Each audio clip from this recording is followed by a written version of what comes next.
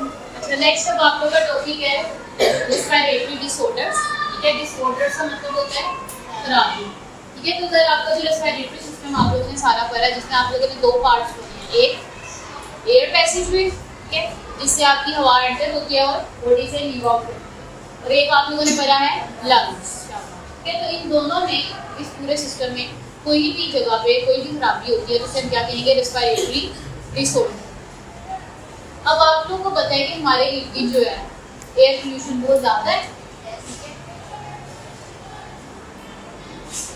तो in air pollution की वजह से, आलूदगी की वजह से आजकल जो है बहुत ज्यादा रेस्पिरेटरी डिसऑर्डर होना शुरू हो गया।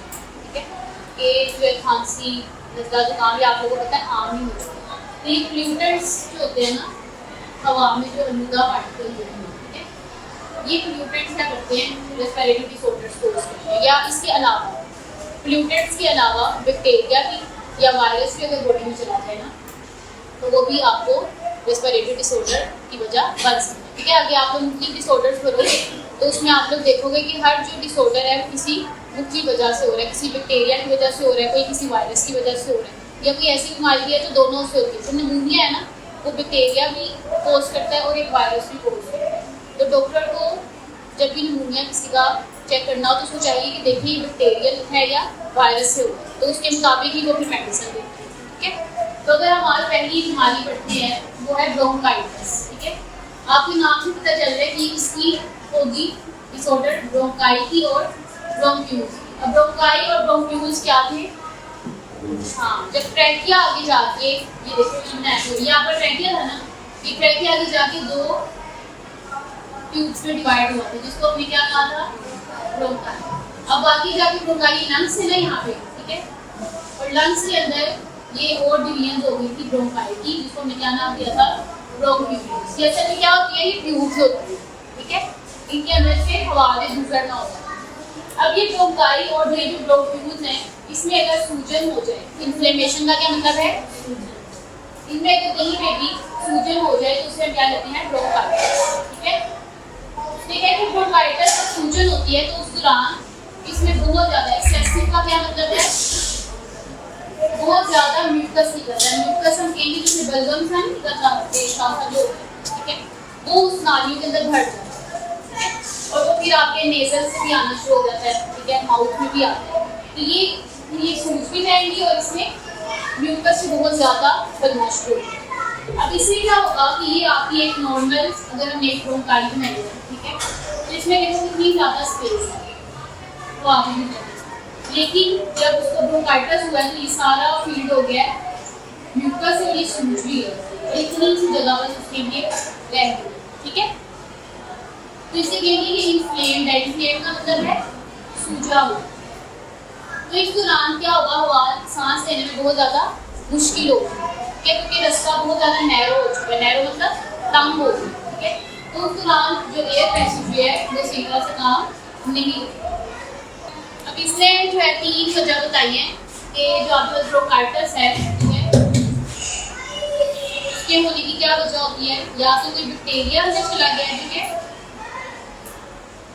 तो इसका मतलब होता है वजह, या तो कोई बैक्टीरिया की है, या कोई वायरस की वजह से हुआ है, या कोई केमिकल सब्सटेंस ऐसा बॉडी में चला गया है जो वहाँ जाके इरिटेट करता है। ठीक है, वो हमारी बॉडी के लिए टॉक्सिक है, जहरीला है। तो कोई जहरीला मादा भी अगर केमिकल इरिटेंट बॉडी में चला जाए तो उससे आपकी ब्रोंकाई या ब्रोंक्यूल सूज जाते हैं। तो केमिकल इरिटेंट में एक बताया है, जैसे टोबैको।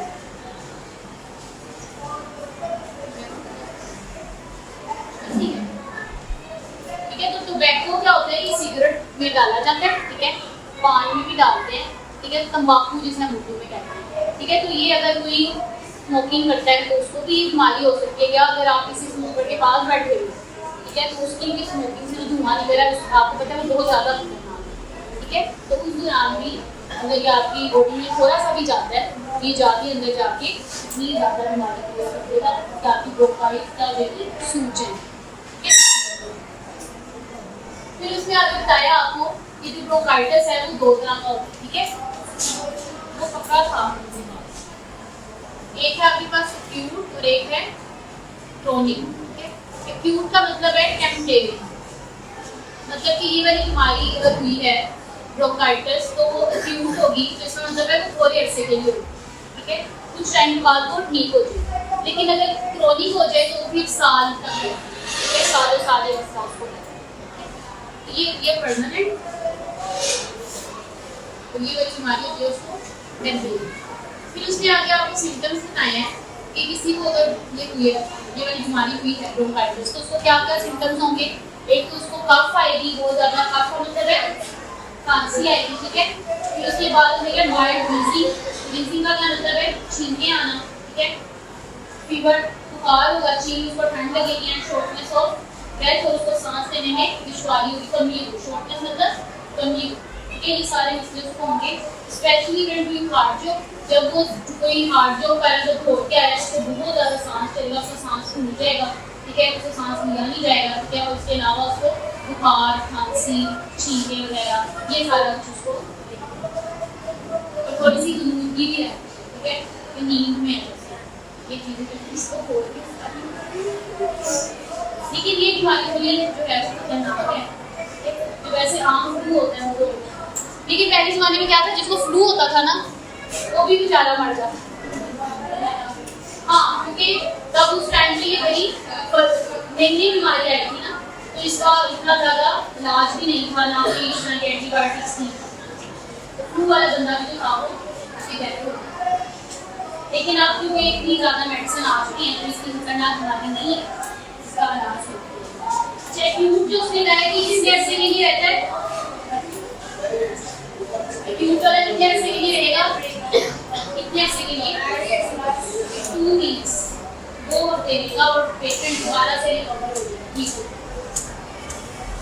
ठीक है, लेकिन उसने कहा है कि क्रोनिक वाला जो होता है वो परमानेंट है, उतने टाइम के लिए रहता है। बड़ो मसला साल बताना है